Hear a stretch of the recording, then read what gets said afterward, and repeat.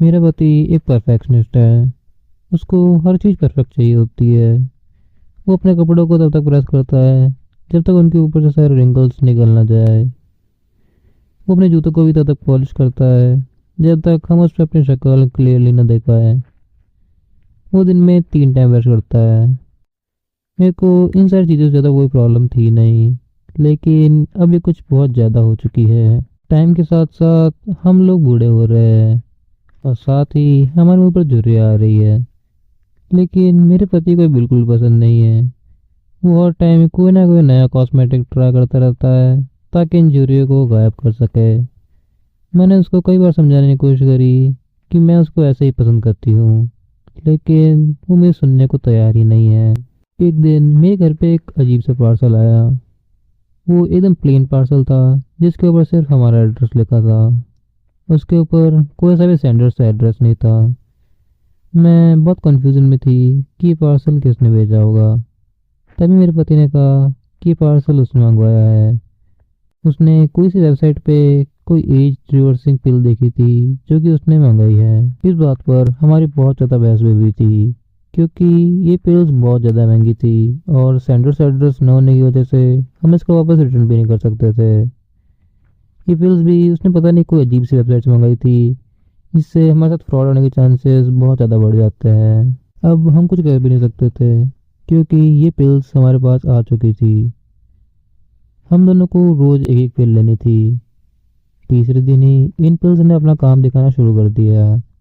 मेरे पति के सर पे जो सफ़ेद बाल थे वो बहुत ज़्यादा कम हो चुके थे, और उसके आंखों के नीचे जो डार्क सर्कल्स थे वो भी अब बहुत ज़्यादा कम हो चुके थे।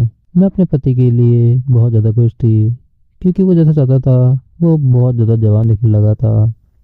लेकिन मेरा पति ऐसा बिल्कुल भी नहीं सोचता था, क्योंकि उसको लगता था जितना इन पिल्स का प्राइस है ये अपना काम उस हिसाब से नहीं कर रही है। उसको लग रहा था कि ये प्रोसेस बहुत ज़्यादा स्लो है। उसने एक दिन मुझसे पूछा कि क्या होगा अगर मैं सारे पिल्स एक साथ ले लूं। मैंने कहा जो भी होगा वो हमारे लिए बिल्कुल भी अच्छा नहीं होगा, तो बेहतर यही होगा कि हम इन पिल्स को अपने हिसाब से काम करने दें। लेकिन शायद मुझको अपने पति को उस दिन और अच्छे से समझाना चाहिए था, क्योंकि अगले दिन मैं अपने हॉल में बैठ के चाय पी रही थी। तभी मेरे को बाथरूम से किसी के गिरने की आवाज़ आई। मैंने जाके बाथरूम में देखा तो मेरा पति जमीन पे गिरा हुआ था। वो पिल्स की बोतल पूरी खाली थी और कांच टूट के इधर उधर बिखरा हुआ पड़ा था। मेरा पति बहुत ज़्यादा दर्द में था और बहुत ज़्यादा जोर से चिल्ला रहा था। मैं इतनी डर चुकी थी कि मैं बस खड़े खड़े अपने पति को देख सकती थी। मैंने देखा कि मेरे पति की हड्डियाँ धीरे धीरे टूट रही है। मेरे पति के शरीर की एक एक हड्डी धीरे धीरे गायब हो रही थी। कुछ ही देर में उसके पूरे शरीर से हर एक हड्डी गायब हो चुकी थी। बची थी तो उसकी सिर्फ स्किन।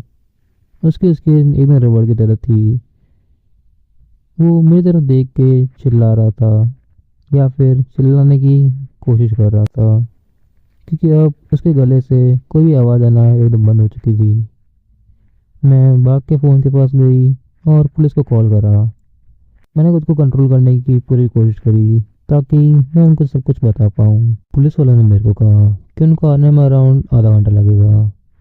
मैं वहीं पर बैठ गई, क्योंकि मेरे अंदर बिल्कुल भी हिम्मत नहीं थी कि मैं जाके अपने पति को इस हालत में देख पाऊँ। कुछ आधे घंटे में ही पुलिस मेरे दरवाजे तक आए और नॉक करने लगे। मैंने गेट खोला तो वो मुझसे आगे सवाल जवाब करने लगे। मैंने उनको सारी बात बताई तो वो जल्दी से मेरे बाथरूम में गए। कुछ देर में वो मेरे बाथरूम से बाहर आए और उन्होंने मेरे को बोला कि बाथरूम में तो कोई नहीं है। मैं ये सुन के बहुत ज़्यादा परेशान हो चुकी थी, क्योंकि मेरे को अच्छे से याद था कि मेरा पति अभी थोड़ी देर पहले ही बाथरूम में कैसी हालत में था। मैं भाग के अपने बाथरूम तक गई तो सच में वहाँ पर कोई भी नहीं था। कुछ पूछताछ करके पुलिस वाले वापस चले गए। उस दिन के बाद से मैं सो नहीं पा रही हूँ, क्योंकि मुझको रात में अपने पति के शरीर की वो स्किन रेंगती हुई दिखाई देती है।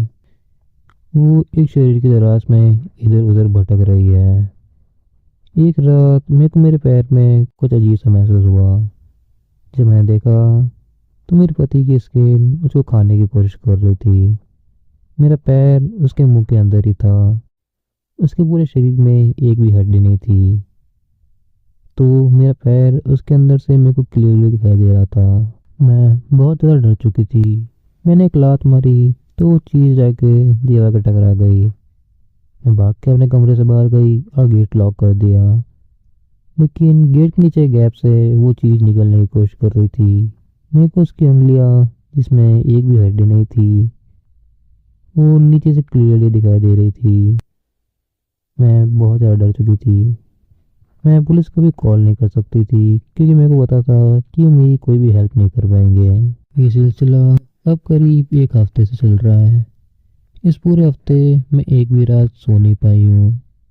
वो चीज़ अभी भी मेरा पीछा कर रही है। मैंने खुद को अपने कमरे के अंदर बंद कर रखा है और वो चीज़ गेट के नीचे से अंदर आने की कोशिश कर रही है। कई रातें न सोने की वजह से मेरे को बहुत ज़्यादा अजीब लग रहा है।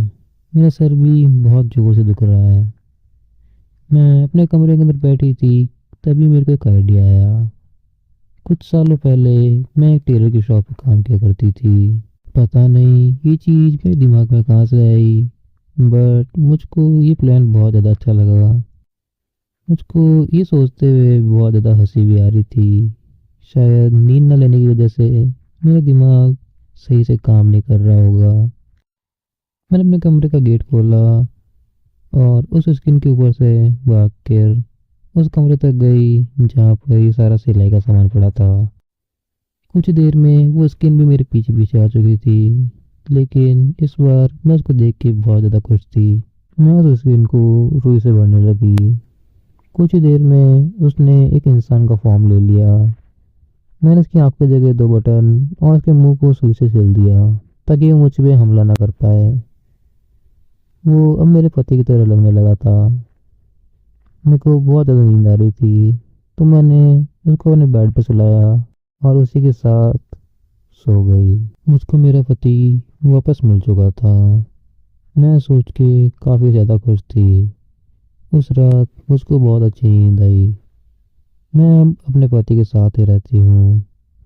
मेरा पति अब बहुत ज़्यादा कम कंप्लेंट्स करता है और ये मुझको काफ़ी ज़्यादा पसंद है।